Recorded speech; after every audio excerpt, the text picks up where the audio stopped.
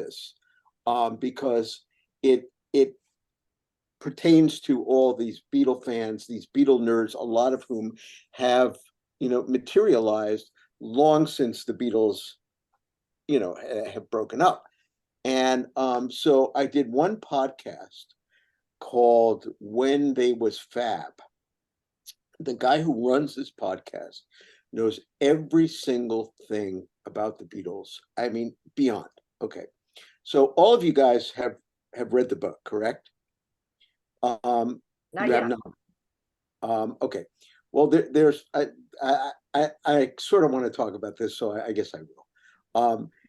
The big shut your ears if you don't want to hear it. Fine, I'll forget it before I read it. Okay. The big conclusion of the book is has to do with Gene in the Beatle band that's featured singing the song Volare, and this is in the finals of the competition, and in order to win the finals, you have to have you have to perform a song that was performed by the Beatles either on record or live, and there's got to be a record of the Beatles having performed it.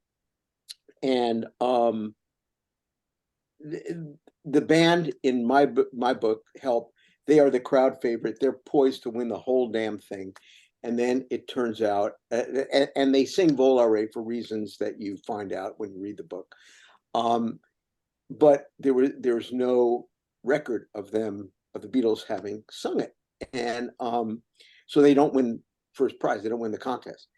And so one of these Beatle nerds, after I do his show and the whole 9 yards, he sends me a video of Paul McCartney in Rome singing Volare, which is absolutely unbelievable. I mean, if it were the Beatles, it would have ruined my entire ending. But luckily for me, it was just Paul. And solo projects don't count. It was and for me to watch it was actually a really wonderful moment because it sort of conveyed the same spirit that I was trying to convey at the end of the book. So that's the Beatle nerd thing. That's serendipity. That's cool.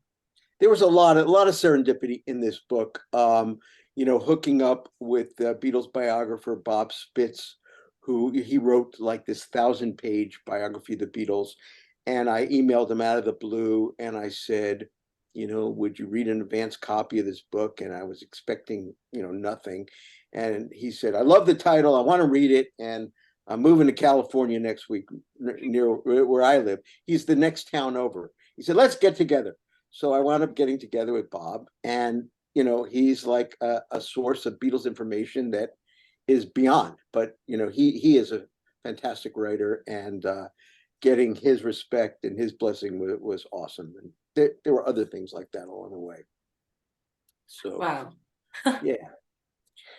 So I thought that maybe I'd begin, before I get deeply into I Bury Paul, with just a little bit of my background, because it kind of factors into everything I write, and certainly this piece.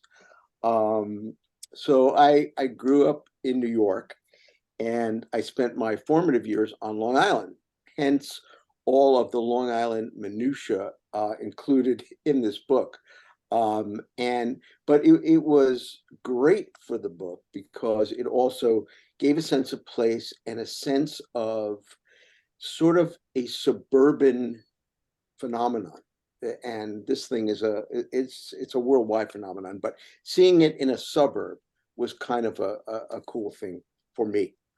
I also, and basically New York and Long Island sort of appears in everything I do, except for my new one, which is all about LA, which also appears in every one of my books.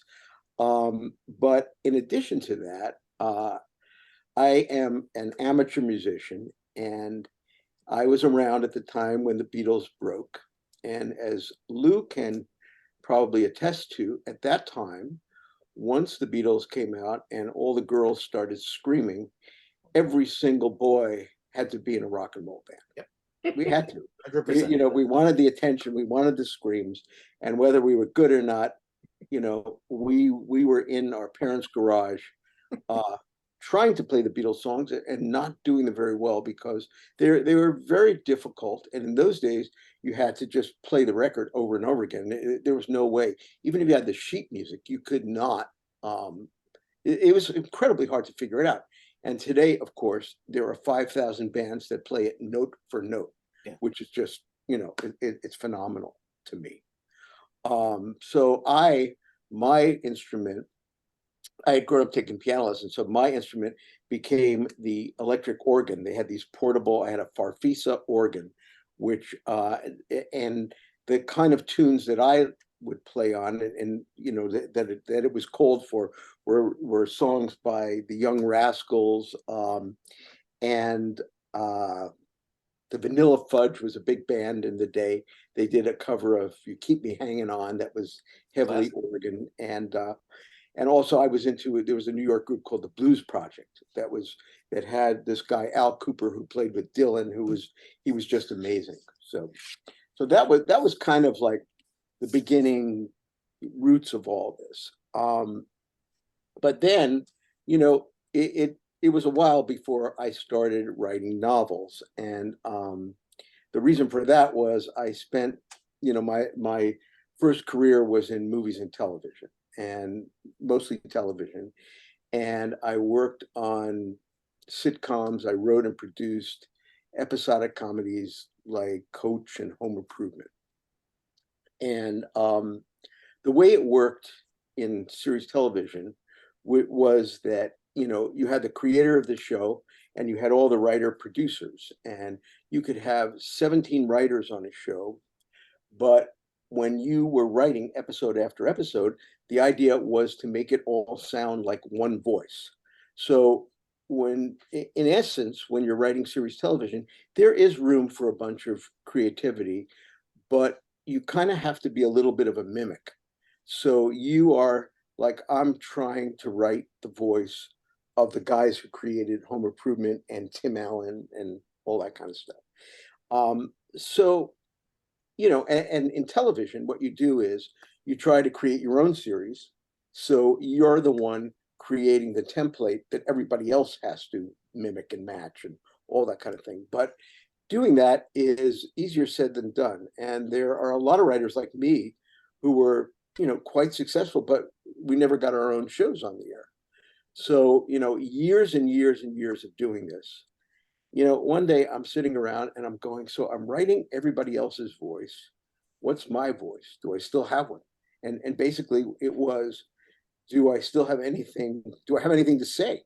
Because there's no point in, just kind of flexing my own muscles if there's nothing, new I can contribute. And maybe the TV business burned it out of me. So the person who got me writing novels was my therapist.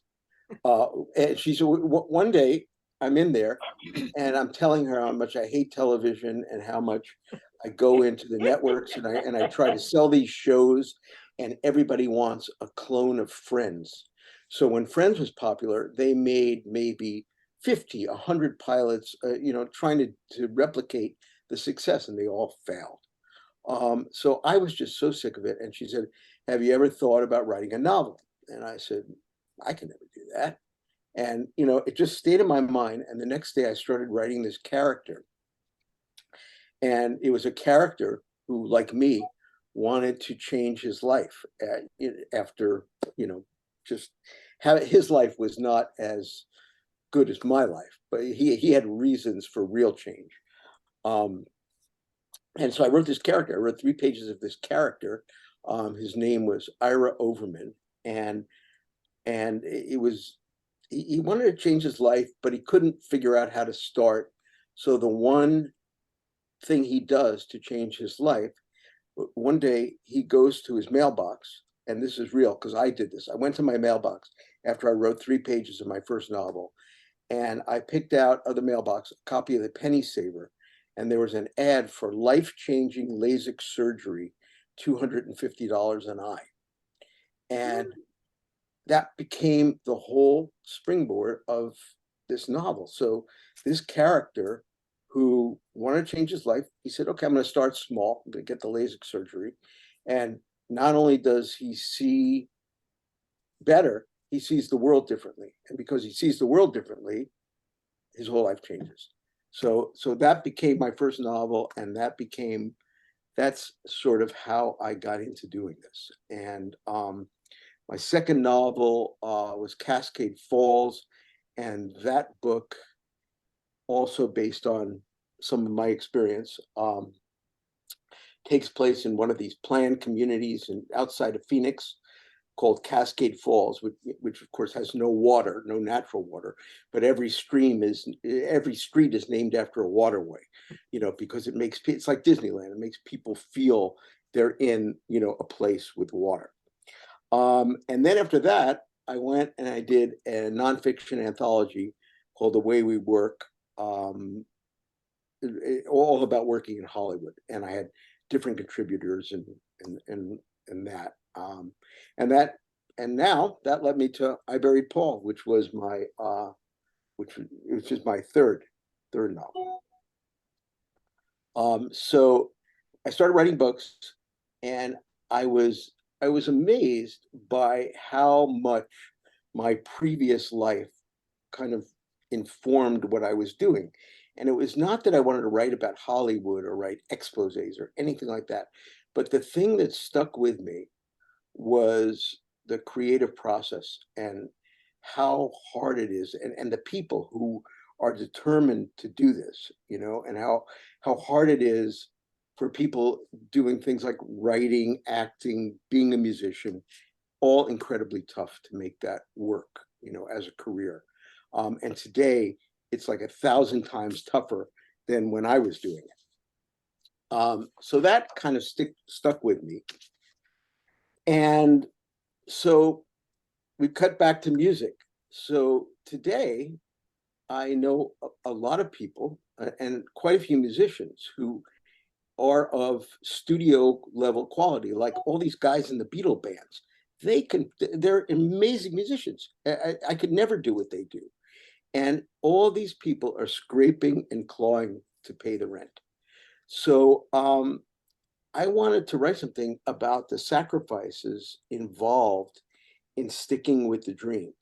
And in the bigger picture, what I wanted to write about was people who don't feel like they have any other choice. They feel like it's create or die. So there's a part of them that feels less than full if they're not creating something. And this is also a theme in all the books I seem to write, which is when I did Cascade Falls, it was about a character who just hated his job. And I did some research, and it said like 75% of the people in America hate what they do for a living. And so that's an absolutely crazy number. And for the people who are into music and love music, they find a way to do it, whether it's their main deal or whether it's their side hustle or whatever. So this book is populated with all these people, and Jimmy Kozlowski is the main guy. And his mantra in the book is proletariat resolve, which is an expression you wouldn't normally, associate with a rock and roll musician. But what it is, to me, is that this guy, this is what he wants to do. But to do it, he's got to live within his means.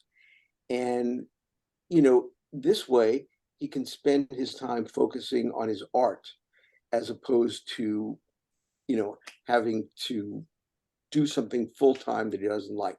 In the book, he does have other side gigs, one of which is sort of amusing, but he gets to focus, and he's very practical. And so once I kind of came up with him as a character, I knew that I needed somebody kind of off the wall, kind of not with his feet totally on the ground, to sort of counterbalance him, as there are many in rock and roll. So so that's how I came up with Gene Klein, who is, he is sort of the larger than life, neurotic, crazy rock and roller, also lives only for music. And the great part about Gene is that, he sort of has the talent to pull it off. And then also in the book are all these people who have to satisfy their creative Jones at night as a second job or whatever. So then the last part of the rest of the way the book came together was when I was thinking about these musicians, and these are musicians obviously at, they're at a lower level, they're at a working level, they're working suburban bars and all this kind of stuff. So I started to think, what kind of gigs do I give them? What kind of gigs does Jimmy have to make it happen? And I happened to go back east for a family wedding, and a guy I went to high school with was playing in his Beatles tribute band in a county park. It was one of these county park band shells. And I said, I got to go see this, because this isn't like the Fab Four or Rain or one of these Broadway things. These are guys I know playing in a park, in like an outdoor trailer. I said, this should be really interesting. So I go, and there are lawn chairs set up just like I kind of describe in the book. But the thing is, these guys, they really are good. And that kind of impressed me. And then when they took their break, they had a van parked outside, and they reach into the van and they start pulling out different wigs from the Beatles' later period, and they put on their Sergeant Pepper outfits. And I said, okay, I found this has got to be in the book. There's no way I cannot include it, And the other component of that was that all of these guys, everybody in the band, was at least twice the age of the Beatles when the Beatles stopped. So, and adding to that, they were good, which was a great opportunity to sort of, counter all the ageism that we see in the world. That, okay, these guys are old. They may look like crap, but they still got it. So that was a great find for me. And just the last thing I'll say about it, the background of it is that, this is also a book about family. All my books seem to go down that road, and and for better or worse, for better and worse, music is a big part of this family, the Kozlowski family, the extended family. And, my goal was to be, authentic with that, and, just find the humanity in all these people. And I hope I did that for you. So that's my opening spiel. You guys want to talk? Any questions? We'll talk. I loved this book. I just wanted to say I absolutely loved this book. I grew up in Bethpage. I had my Sweet 16 at Minero's. You actually Get out of here. I Get out. I did. And I was in a band too. Girls were in bands also. But I do have a question for you. Good. You never mentioned it. Did Jimmy play a left-handed bass? In my mind, he did not play a left-handed bass. And you are the second person to ask this question. And I will start off by saying, I don't know how I missed putting that in the book. I do not know that. I do not know, because actually, it didn't even occur to you. Wow. It's like it was so much. The bass was so much a part of it. It's part of it. It's a cover of the book. It's everything, right? And I guess what was in my mind is that there are so many of these bands. Some of them play righty, some of them play lefty. What's the difference? But if I were writing it again for the second edition, I'm going to have him be a righty who learned to play it left-handed, because that's what a lot of these guys do these days. So you found the most important missing link of the book. It was at the back of my head the whole time, and I thought he's just avoiding the whole subject because it's too tricky to think about of a right-handed person learning to play a left-handed Well, bass. it's reality. I mean, it's like, you're right. I was sort of avoiding it, but not for that reason. I should have dug into it, because it's so common now that these guys learn how to play left-handed. Or I could have written that, there are a lot of guys who play left-handed, but I don't feel like doing that. I'm me. Any number of ways. Yeah, I get the sense that Jimmy would not have learned how to play left-handed. Probably not. Probably No, not. I wouldn't think so either. I just want to tell you also, right after I finished reading that book, I'm on an email list for a local entertainment company because we bought tickets to local concerts through them.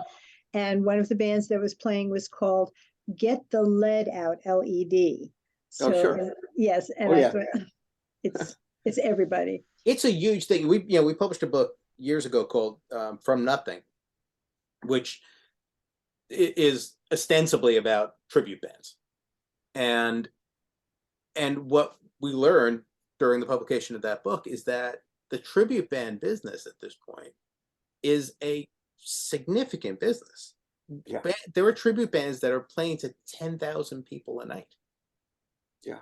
And that's actually only going to get, especially, it's an interesting thing, because there are two sort of separate markets. There's the note for note market, where they really want the band to play the exact album versions of the Right. songs, or at least the live versions that are on record. Right. And then there are the audiences that want the band to inhabit the music in some way and bring some of their own stuff to it. But as I mean, one of the fascinating things about the music business is that legacy acts like the Beatles and like Pink Floyd and like Eagles and bands like that are still the biggest piece of the music industry, both in terms of concert tickets sold and in terms of music sold. And maybe some of that is because streaming has changed things a little bit, but it's been true throughout. That the classic rock market is still the largest market in music, even though rock music is nowhere near the largest part of the music business anymore. That is so. Of course, so all of crazy. those bands are aging out, to the point where Genesis played their last concert a couple of nights ago, Right. and so the tribute bands actually become the replacement band. And they're so good. I mean, musically, that is the thing. Musically, you have people. There's so many great musicians today, and on some level, you want to hear the tribute band, because if you go to see what's called the Beach Boys today, they're basically a tribute They band. are tribute band. Because Mike Love is the only Beach Boy in that band. He bought the name. And without Brian Wilson, there's no such thing as the Beach Boys. Right. But let's say you want to close your eyes and hear this music performed, you're not even looking at Mike Love because he's a jerk, but you want to hear the music performed really well. You can close your eyes and it's there, because these guys know how to play it. They know how to sing it. And in some ways, I would rather hear a really good tribute band than see my idols play poorly. Yeah. I mean, Paul McCartney, bless him, he got his act together singing better for this last tour, but before then it looked like he kind of lost his voice. Horrible. Do I you saw a clip of the tour before last. I saw a clip of him singing Awful. "Oh Darling," which is a really tough song to sing. Do you think they're using that auto tune or autocorrect some of the? I mean, could Frankie Valli really sing that high at 80-something years old? I think he does. I mean, the auto tune. Lou, maybe you know this. Do they use the auto tune live a lot? It's hard to do, because the only good auto tune I forgot the thing. The Kanye West actually named an album after it. There is a live auto tuner, but it has that electronic sound to it. Right. And like Cher used it in "If You Believe," the song "If You Believe," Right. because she wanted that sound, not because she couldn't hit the notes. Right. The only real auto tuners, the auto tuners that all the studios use, are are After Effects. You Right, can't. right. It doesn't change the pitch. It's live. So you wouldn't be able to, if Frankie Valli's hitting those notes, he's hitting those notes. Yeah, yeah, he's incredible. But I'm guessing Bob Dylan used the auto tuner for his 3 albums of standards. He did the Great American Songbook.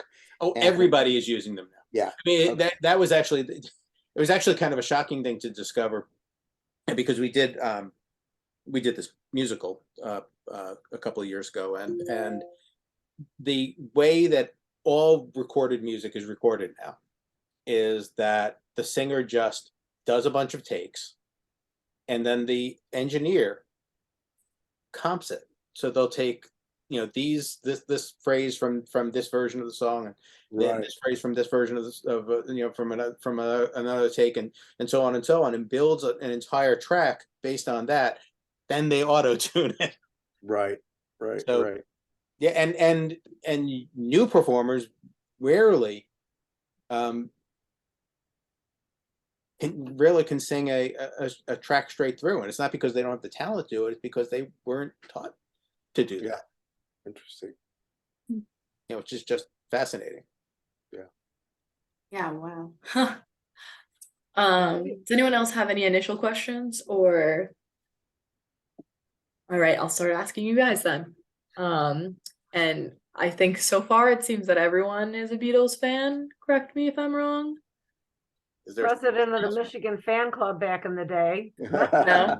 No, actually, I didn't even know who they were. You Really? didn't know who the Beatles No, were? I spent my time reading, Lou. That's all I was doing, literally. I didn't listen to the I radio. spent a fair amount of time reading, but I can tell you every I Beatles was song. reading, and so when we got married, in 73, my future brother-in-law asked me if I liked the Beach Boys. Now this is 73, and I said, "Who's that?"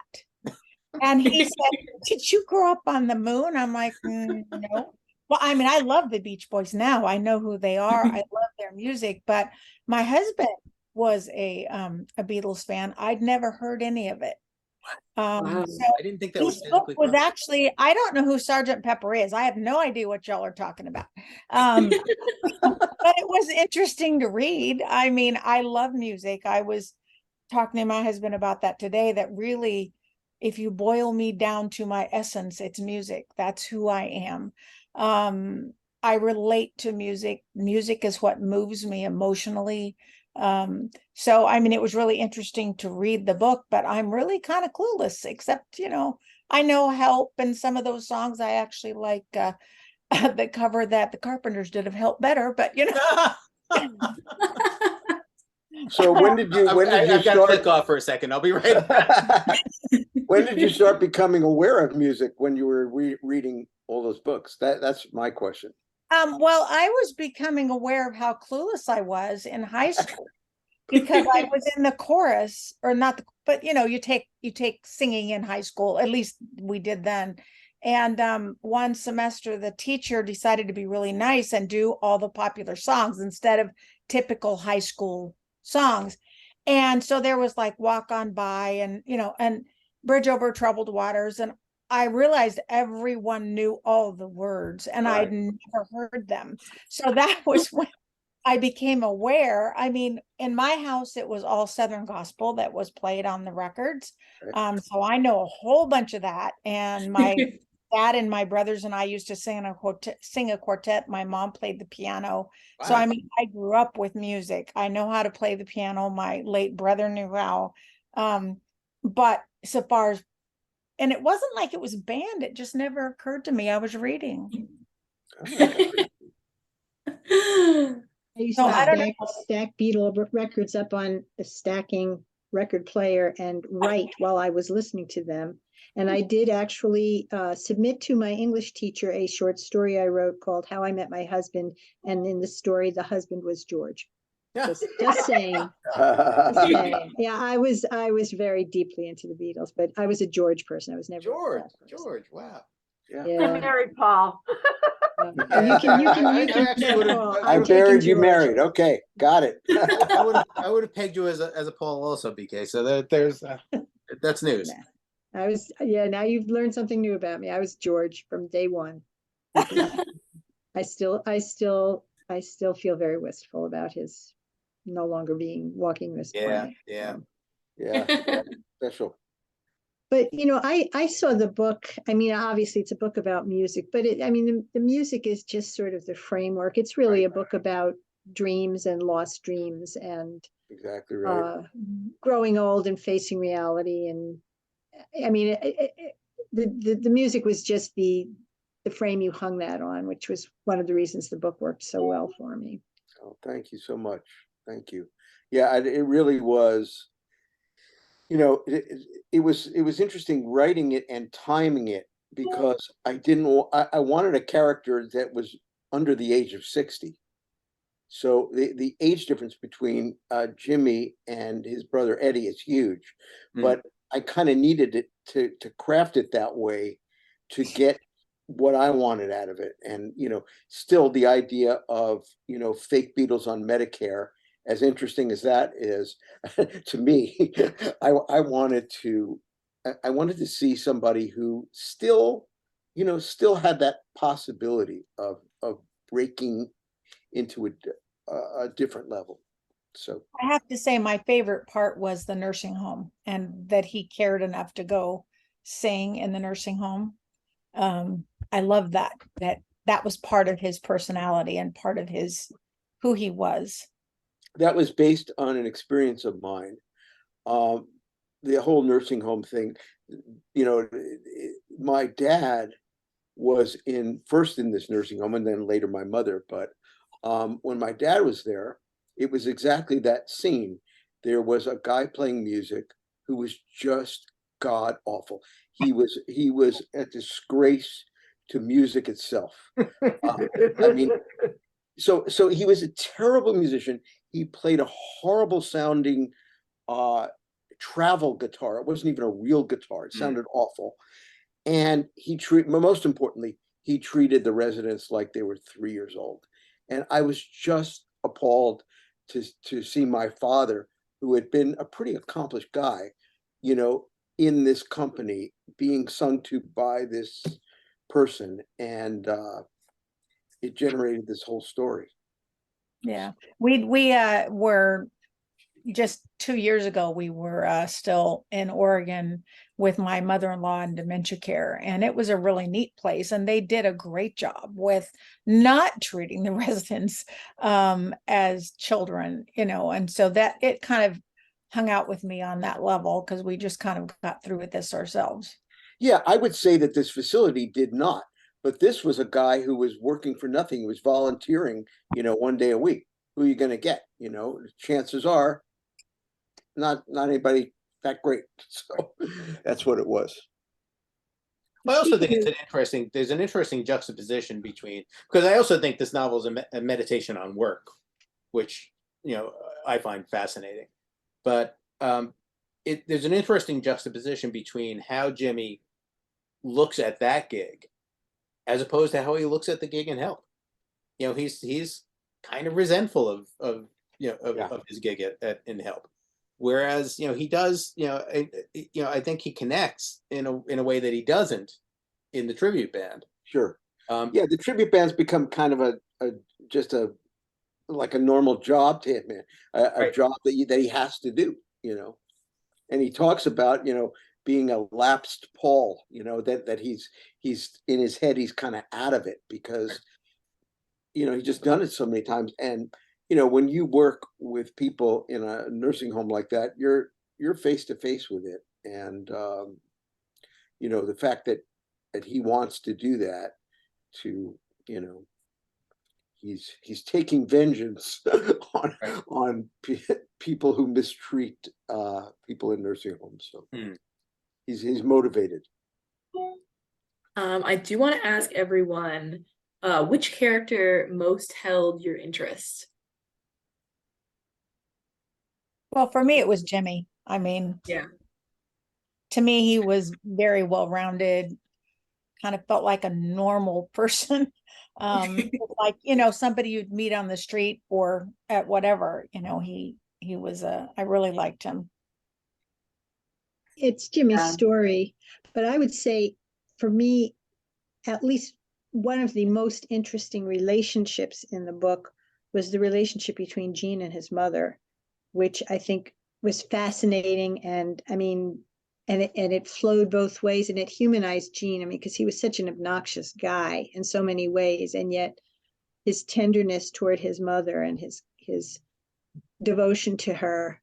At times I thought it's a little weird, but it was still, I found it very moving, very, very moving. And very unusual. You don't see that kind of relationship in books very often. Well, I thought that a lot of that flowed from the fact that his father was so ridiculously hard on him. But his mother picked up the slack, and she was the one that was there for him. But she just, I mean, she quelled, she would, Yeah. she would go to his performances in her wheelchair just to quell at her son, she was so proud of him. And, it was very, the scenes when, when they hire that woman to take care of her. I mean, these were moments that really, clutched at me, because I cared about her. And I cared about Gene because he cared about her, because most of the time I just wanted to smack him. But then he'd be so good to his mom. Maybe because I'm the mother of sons, I don't know. This book was a really weird write in that it really did. There were so many connections that just, when they talk about writing and how you create a story, I mean, how in God's name did I get a nursing home worker, a woman who worked in that kind of care, becoming a fake Yoko Ono, but it made sense in sort of the context of both places, that the nursing home industry, at least in California, maybe not on the East Coast, but it's dominated by Filipinos. And this woman would have possibly had the look close enough for Gene to sort of interpret as this will be good, So the fact that these two things crossed over was beyond my control. It just sort of happened. Did you plot the book out completely before you started, or are you a pantser?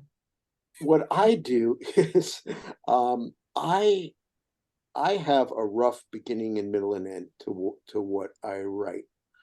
Usually it starts with the character. It starts with some sort of theme, something that I want to write about. So I wanted to write about creativity. I wanted to write about work. I wanted to write about, being middle-aged and not having realized your dreams. I knew all that. So, and I had the pieces of enough, and I might have started before I had the end. But one day I'm sitting around and I'm thinking about, I wonder if there are towns in the United States named Liverpool. And it turns out there are like 3 of them. And once I had that gave me something to write to. It gave me my ending, where I was going to go. I didn't know exactly how it was going to end. With Gene and the band, do they win, do they not win? But it gave me something to shoot for, and having that, it was so valuable, because I could write towards something I was really excited about. So that's kind of the way I do it. Yeah, I loved the way that Gene was so like adamant about this Liverpool concert too. And then like completely like I was really surprised when he started singing Volaire, and I was like, there's no way the Beatles haven't sang this. And then obviously they discovered that according to them they hadn't. Well, And they hadn't as a group. Paul. The Paul thing was way after they disbanded. Oh, okay. Yeah, Okay, yeah. Yeah, it didn't. It doesn't actually change the story that Paul did. No. Oh, okay. That's good. Yeah, Gene as a character is just very interesting, especially like the way he like was disassociating kind of at the end, and like with his mom, and like wasn't really listening to Jimmy, and was like, I'm sure Jasmine's got it, like anytime it was kind of like brought up. It wasn't like he said anything like per se, but it was really interesting like how he was as a character, but he still had all these people that were like willing to be around him, especially like all the calling. Like I cannot imagine ever continuing to speak to anyone that calls me that much. Well, Jimmy had this connection with him. The rest of these guys were not, you know, they were ready to Yeah. leave all the time, but Jimmy had something, you know, going back to his brother that kept him there. Yeah, that makes sense. Another question for you guys. How did you guys feel about Jimmy's relationship with women? Do you think he was wrong to allow himself to fall in love with Christina? I think I'm gonna leave that one alone. Tell by the expression on your face. It's okay. We know it. It did make me so sad though, hearing like as the story progressed more about Christina's relationship with her husband. Like him not allowing her to do things. That was a point of upsetness for me, which made me really want her to leave him so badly. Yeah, I mean, you know, the way that I write this stuff, there are so many gray areas. I mean, in life there are, you know, relationships aren't perfect, and what do? You know, how do you respond to all this? And every person decides which way they want to go. And there are people who just accept a relationship with its limitations, and they just learn how to do it. And there are other people, I mean, the way you're describing this husband, it almost seems like, yeah, you know, maybe you don't stick around for that, you know. So it's all gray area in my opinion.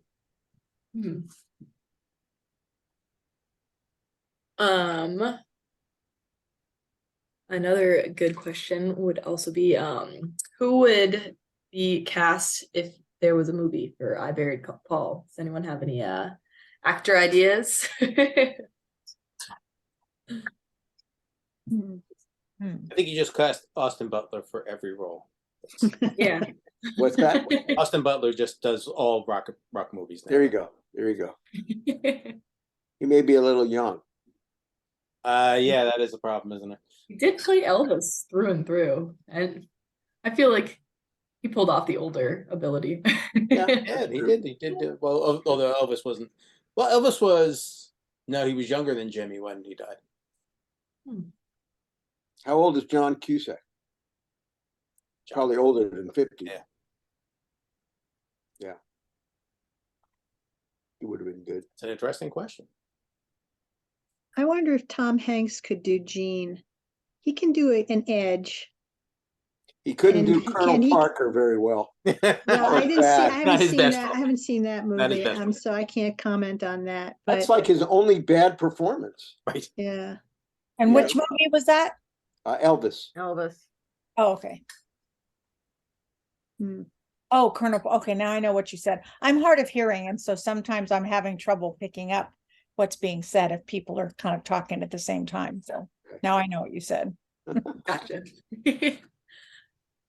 And another good question is, Jimmy is convinced he'll leave this world as a father to only one child, and he longs to meet her. How did you feel about his quest to make this happen? And that his fantasy father-daughter relationship turned out to be just that, a fantasy.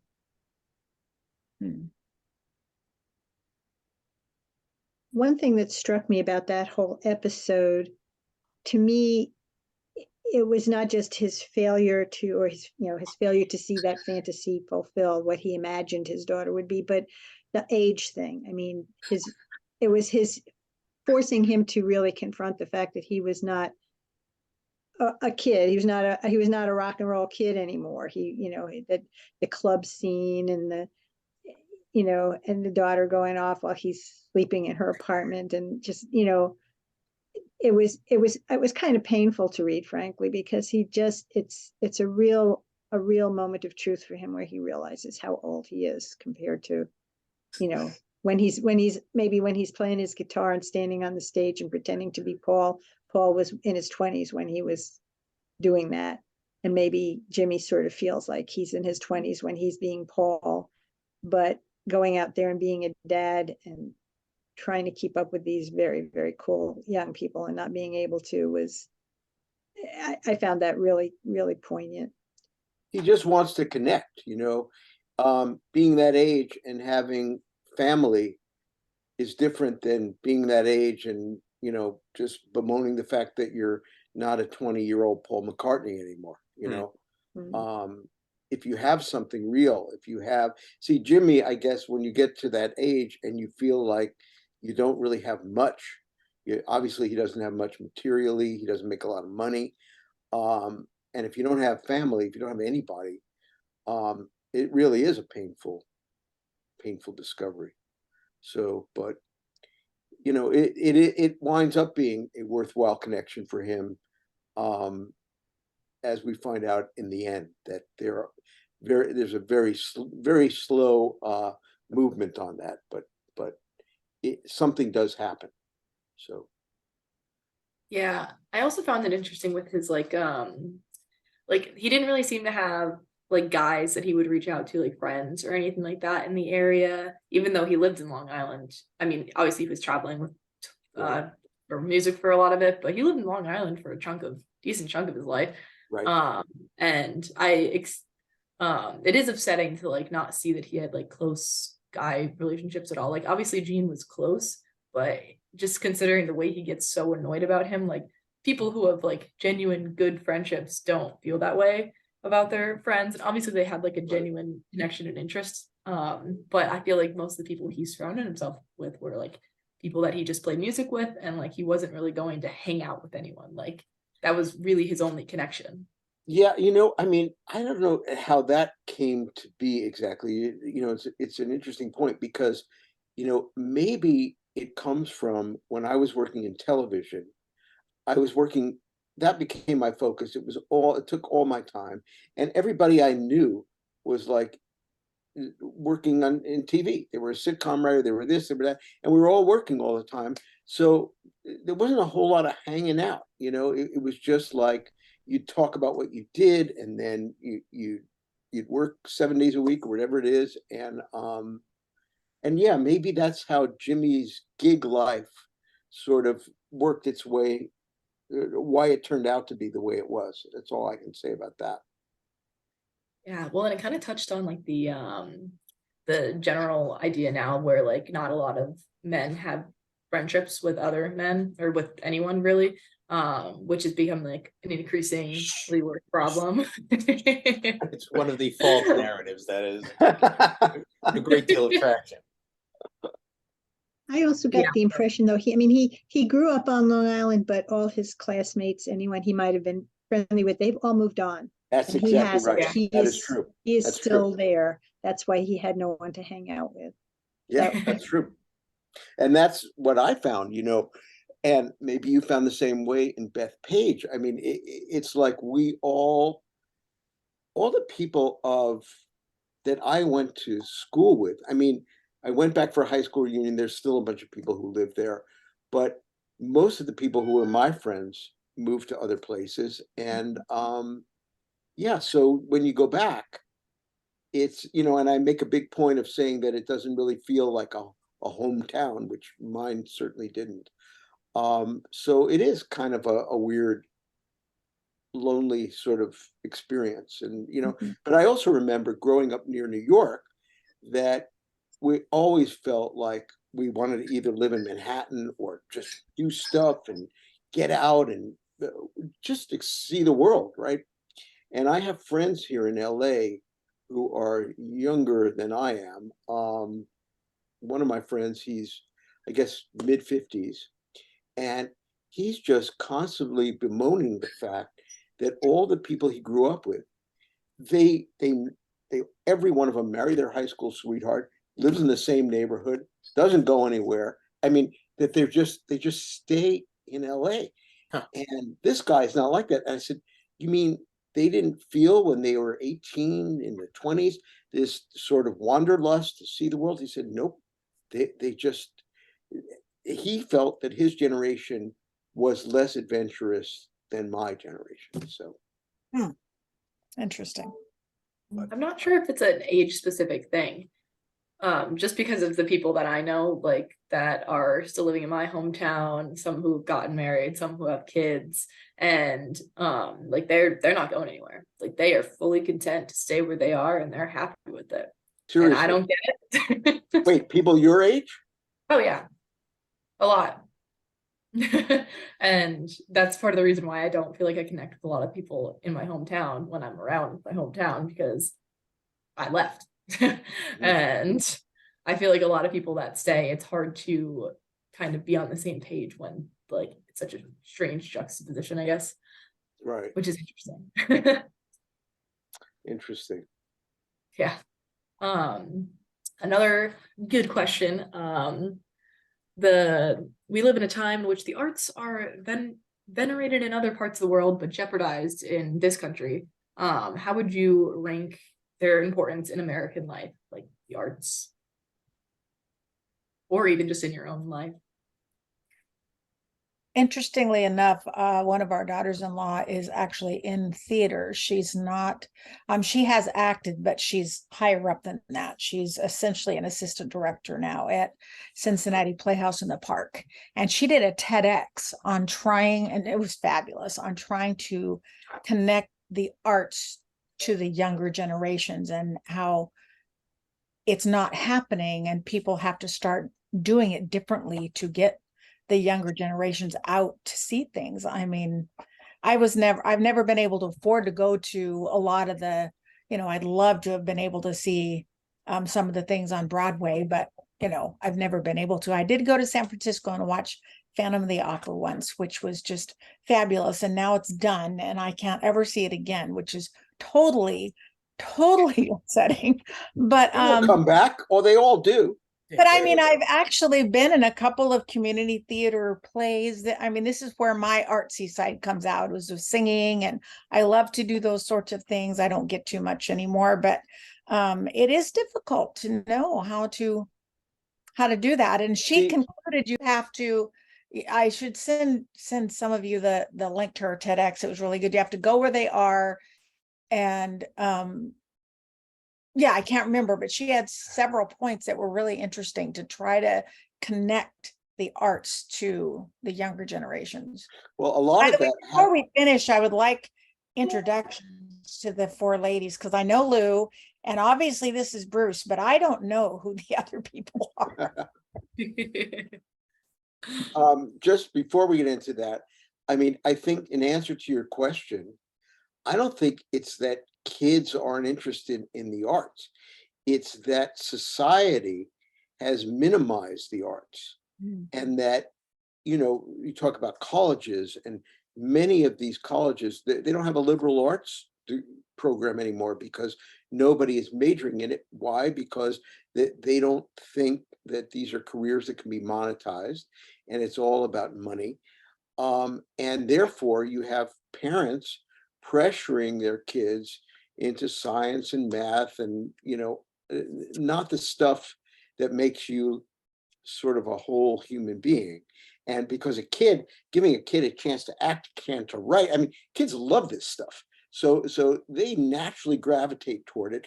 And I think it's our society that's saying, get serious, kids. You're going to have to make a living, and you better start thinking about other stuff besides being in your parents' garage playing rock and roll so girls will like you.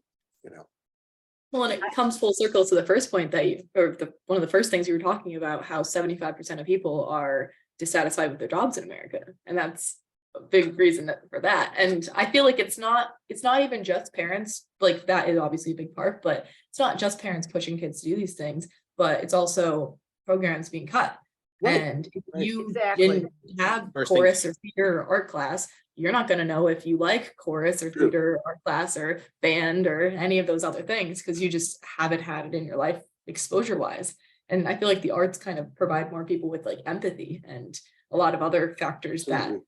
make it better to I wonder if exist. that, yeah, I wonder if that's a different part of the United States thing, because one of our granddaughters is in Costa Mesa, and boy, she's in the chorus kind of things in high school. They do plays constantly. She's involved in all of that, and yet you see other ones where there are no classes like Yeah. this at all. And I wonder if that's just different sections of the country that are like that. Oh, yeah. In California, we have all this stuff.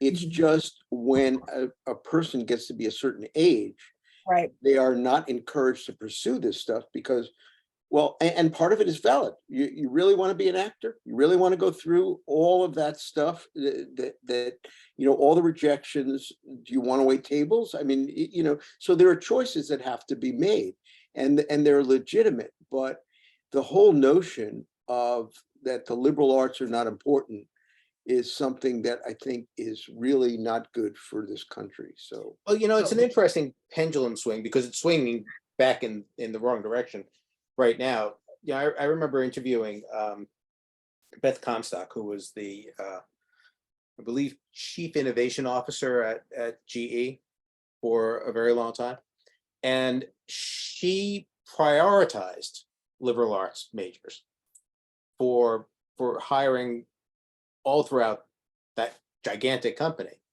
because she felt that people who had liberal arts degrees were most well versed in thinking, and that her feeling was, we can train you to do the job that we are hiring you to do.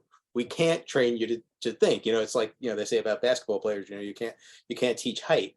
The talent that comes from, or the range of talent that's available to you when you have a broad education as opposed to a narrow education, is prepares you to deal with the world in a much better way. And unfortunately, what's happening right now is that notion is swinging back, because for a long time, it was actually how colleges would sell their core programs and their liberal arts programs, because it's like, yeah, if you really want a job, you really want a great job, well, do this, because this is what the big companies are hiring for, and that doesn't seem to be the case right now.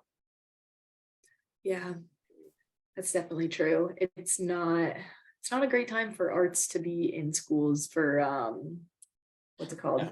And it really is one of those situations where it because of tight budgets, it's the first thing that gets cut, and that's In Michigan, it's the first thing that got cut. And during COVID, look at how much time the kids were off school. They didn't have art. They didn't have music. So that's going to be a real gap for those kids coming up. right. Oh, And yeah. actually, I mean, going back to COVID, I mean, how did everybody survive COVID? They survived it because of the arts. Yep. Right. Yeah. And I feel like it's in everyone's daily life too, even just television. So many people watch that daily. Like, people listen to music daily. Like, I feel like people appreciate it, but they don't realize it. And Yeah. that's why it's so easily cut. And obviously that's a big issue, but not something I guess we can fix here. Well, I think it's the point that Bruce made is totally valid, which is it's a nightmare to try to get into the professional side of those fields. And yet people still do it tenfold, which is crazy to me, that so many people are like, especially acting, like so many people are, that's why the people who pursue acting today, it's a whole other ballgame. So Really? they do voice acting, they do they make their own movies. There's so much more involved, and in different skills, podcasts, whatever they do. And they still may not make enough money to survive. But they have to have more skills to get out there and do it. They couldn't do it the way I did it. I wrote some scripts, people liked them, and they hired me. and after that I had a career. So I just wanted to say I don't have my camera on because I've been outside all day and I'm a hot mess. And I didn't want to jump into the storyline because I didn't have time to read the book, but I will read the book. And I was born and raised in Miami, followed a boy to Omaha, Nebraska. Don't even ask. And my husband was lucky enough to be Paul McCartney and Linda McCartney's chef for about 2 weeks back in the 80s. Wow. Yeah, it was pretty awesome. cool.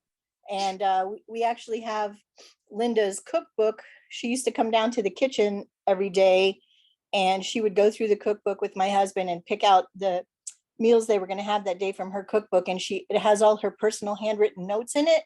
And then before they left town, she signed it to my husband. So it's kind of a treasured piece in our house for sure. And I also wanted to say, I have 2 sons who are professional musicians. One who just got his PhD. He's a flute player and a professor. He graduated from Michigan State, just performed the other night a great symphony with Jackson Symphony Orchestra. And another son who is a drummer in Japan. He graduated from Butler, which is a liberal arts college. So my mom was a music teacher. We all played music. And I think for us, that whole music thing was, we saw something early on. None of our boys are sports oriented. They were all music or engineer oriented. And so I feel like what has happened now is all the kids in our neighborhood are into sports, and I see very few playing music. So I feel like it might start at a real young age when all the parents are trying to get their kids in soccer and volleyball and swimming. And I don't know if that's a Nebraska thing, but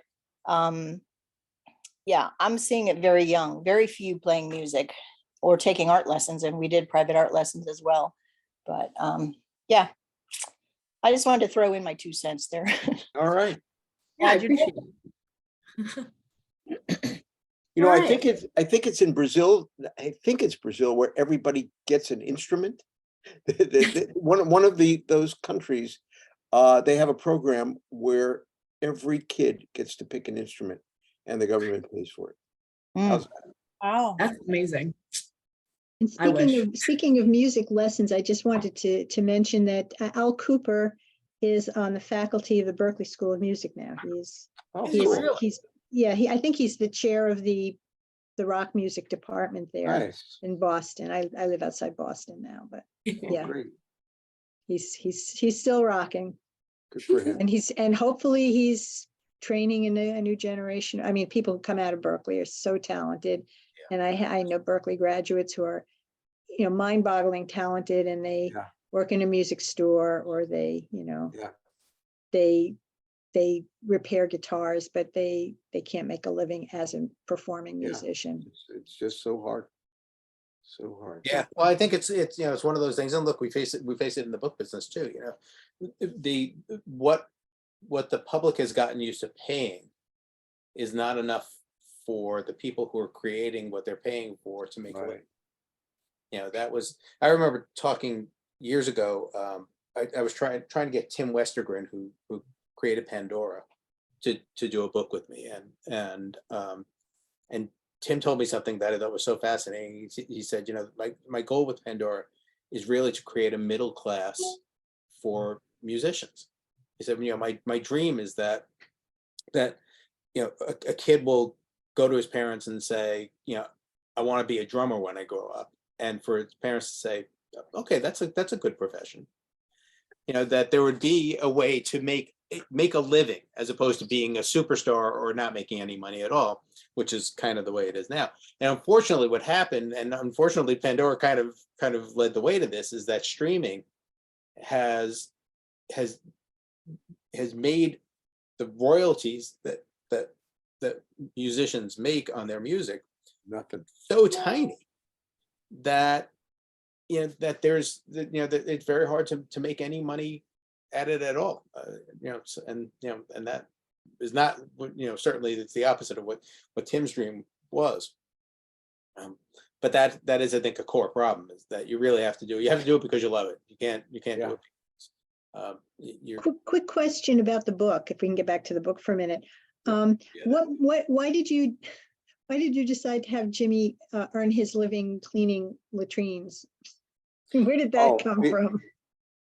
I actually know a guy who's my let's see, my cousin's daughter, first cousin, so my second cousin is married to a guy who runs a porta potty, one of these companies in Long Island. And to me, it was just part of the whole Long Island thing that I know somebody who owns one of these companies. And I said, okay, it exists on Long Island. It just totally fits in with like the working class world. And the drummer comes from a working class family, and his father owns the company. And yeah, it was one of the- perfect. Yes, It's also kind of the definition of the shit job, right? So- yeah, exactly. that's what it was. Well, that's a great way to finish up. Well, I hope I didn't do a shit job. So You did great. Thank you so much, Bruce. great to I meet really everybody, Bruce. and thank you for reading. I appreciate I it. look forward to reading. Thanks. Okay, Great book. It is a really great book. all right. Well, Bye. enjoy the rest of your evening. For me, I got 3 hours till then. But, Take care. All. all right.